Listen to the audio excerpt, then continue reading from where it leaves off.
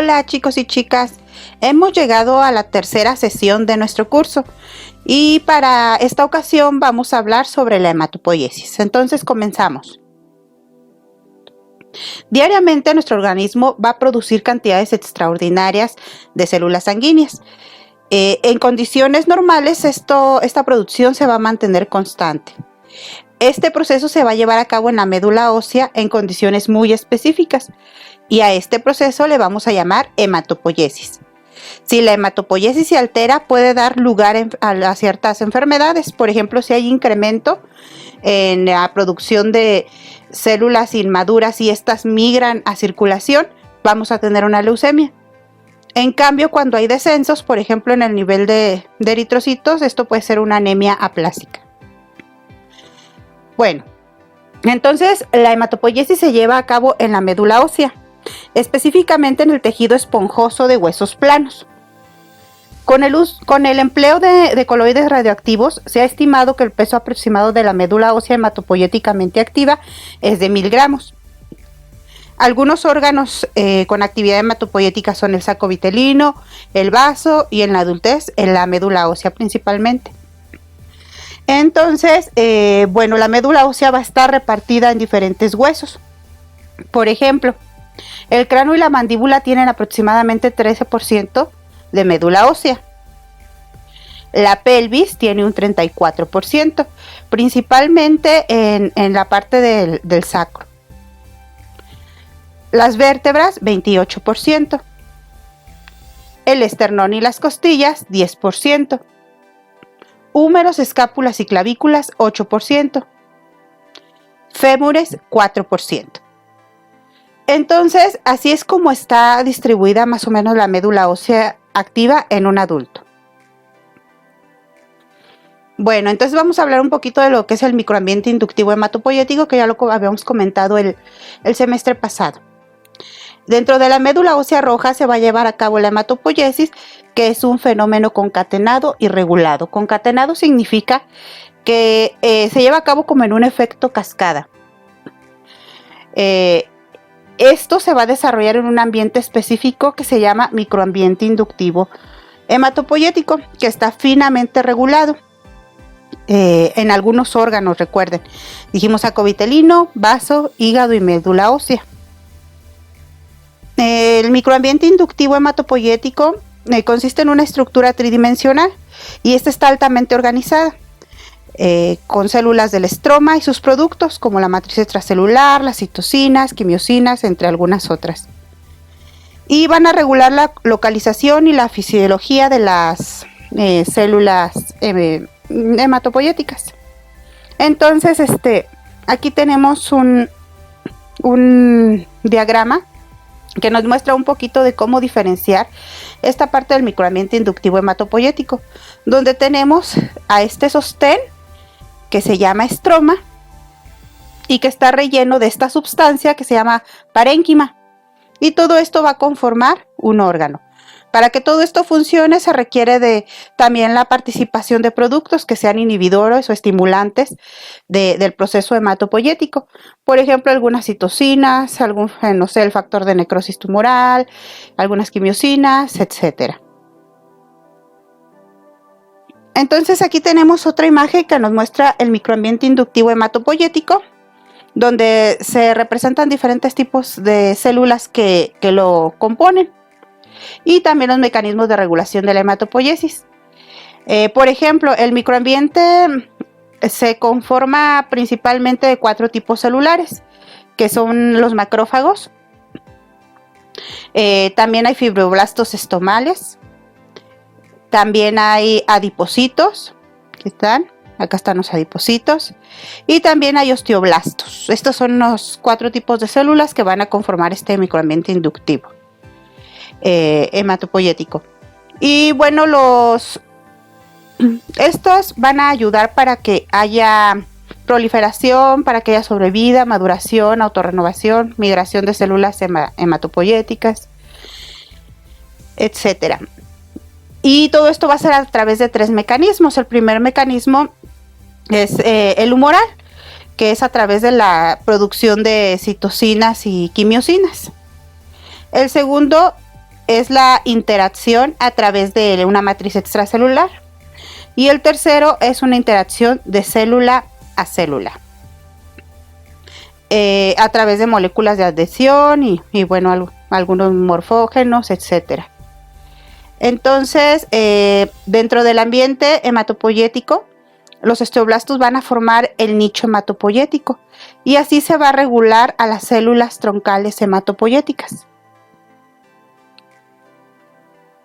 Volvemos a repetir, entonces, ¿qué es la hematopoiesis? Es una serie de fenómenos concatenados, como en cascada, que se inicia a nivel unicelular. Eso significa que todo empieza con una célula. Y esta célula se autoduplica, después se diferencia y finalmente madura, culminando con la producción de elementos formes sanguíneos y funcionales. Aquí tenemos este diagramita que nos muestra una célula madre hematopoyética. Esta célula madre se va a autoduplicar dando dos células hijas que van a ser genéticamente idénticas a ella. Una de estas células hijas va a permanecer como célula madre, es decir, va a tomar el lugar de la mamá. Son igualitas, entonces una de ellas toma el lugar, se autorrenueva, y la otra célula hija se va a convertir en una célula madre, ya sea linfoide o ya sea mieloide. Esta toma el lugar de la mamá y esta se diferencia. Amigos, la organización del sistema hematopoyético puede ser dividido con base al grado de madurez de las células que lo conforman y de los distintos linajes que de él se generan. Para fines didácticos, tomaremos como ejemplo esta cajonera, la cual tiene 4 cajones a los cuales le vamos a llamar compartimentos. Entonces, en el primer compartimento vamos a encontrar a la célula madre o célula ACTH, la cual es muy primitiva, tiene capacidad de autorrenovación y tiene capacidad de diferenciación. En el segundo compartimento encontraremos a la célula CPH, que es una célula progenitora hematopoyética, que va a dar origen a los linajes hematopoyéticos. Para el tercer compartimento tenemos a todos los ancestros celulares a los cuales se les van a llamar blastos y conforman la mayor cantidad de células de la hematopoiesis en médula ósea. Y en el cuarto compartimento tenemos a las células maduras que están en circulación y que ya van a cumplir una función. De manera que si nosotros quisiéramos ver a las células y conocer a las células del cuarto compartimento, que son aquellas que ya cumplen una función, tenemos que conocer primero lo que hay en el cajón 1. Una vez que lo conozcamos, lo cerramos y vemos lo que hay en el cajón 2. Lo cerramos y conocemos lo del cajón 3. Y al cerrarlo, por fin vamos a poder ver y entender lo que pasa en el cajón 4. ¿Quieres conocer la vida de una célula CPH? Acompáñame a ver esta triste historia. Primer compartimento, células primitivas. Está formado por las células troncales hematopoyéticas o células madre y son 0.01% de las células que habitan la médula ósea. Estas tienen capacidad de autorrenovación y de proliferación.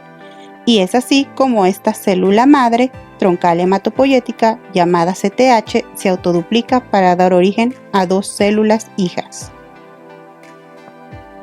Yo soy su hija, conservo las propiedades de mi madre y tengo la capacidad de autorrenovación. Seré la heredera.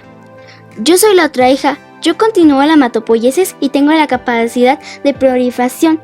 Me llamo célula precursora hematopoyética, pero dime CPH. En el segundo compartimento tenemos a las células progenitoras hematopoyéticas, que pueden ser multipotenciales, bipotenciales o monopotenciales. Estas representan menos del 0.5% de las células que habitan la médula ósea. Y es así como nuestra célula CPH tiene que tomar una decisión sobre qué linaje va a recorrer. Puede ser un megacariocito, un linfocito, un granulocito o un eritrocito. Hola de nuevo. Yo no me puedo renovar, así que voy a proliferar. Expresaré mis marcadores de acuerdo a un linaje. ¿Cuál elegiré? Puedo ser lo que yo quiera. Creo que tomaré una decisión de acuerdo a lo que se requiera de mí para favorecer mi entorno. En el tercer compartimento tenemos a las células precursoras reconocibles por su morfología. Estas son inmaduras, pero se reconocen en un frotis de médula ósea. La mayoría de las células de la médula ósea, ya que representan más del 90%.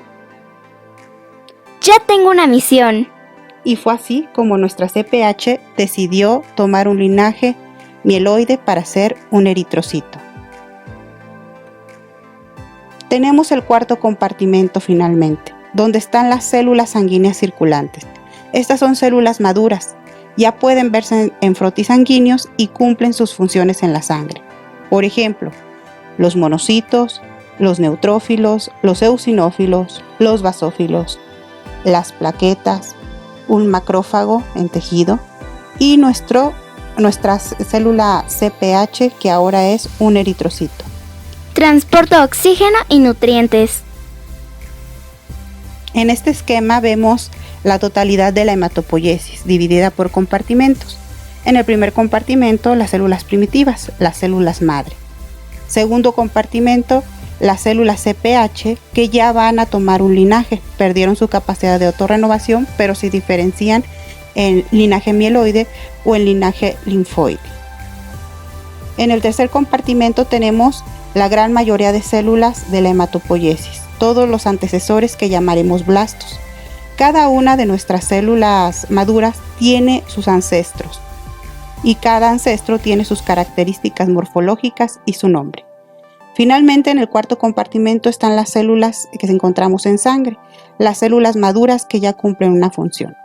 Por lo tanto, la hematopoiesis se va a dividir del primero al tercer compartimento ubicado en la médula ósea y el cuarto compartimento ubicado en circulación sanguínea. Estoy aquí. Después de que el eritrocito cumple su función durante 120 días, se retira al vaso, el cual con su sistema fagocítico mononuclear lo va a fagocitar.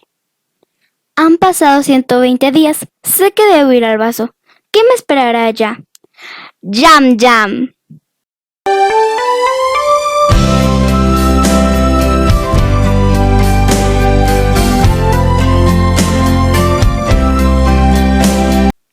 Bueno, chicos, entonces llegamos a la parte de los linajes hematopoyéticos. Tenemos que esta célula madre hematopoyética, que está ubicada en el primer compartimento, va a poder tomar dos caminos. Va a tomar el camino de ser un progenitor mieloide o un progenitor linfoide. Si toma el camino o la línea de progenitor mieloide, va a terminar siendo una plaqueta, va a terminar siendo un eritrocito, un monocito o algún granulocito como un basófilo, un neutrófilo o un eosinófilo. Si toma el lado de la línea linfoide, va a ser un linfocito T, un linfocito C o una célula natural killer. En concreto, a ver, si nos vamos por la línea mieloide, que es la de este lado, vamos a tener que hay diversos precursores hematopoyéticos de esas células maduras. Entonces, con palabritas sencillas, con abreviación sencilla, tenemos que esta CTH, que es una célula troncal hematopoyética, va a autodividirse para que la célula que no va a tomar su lugar, la que toma el camino de la diferenciación, que es el progenitor multipotente o progenitor, una CPH,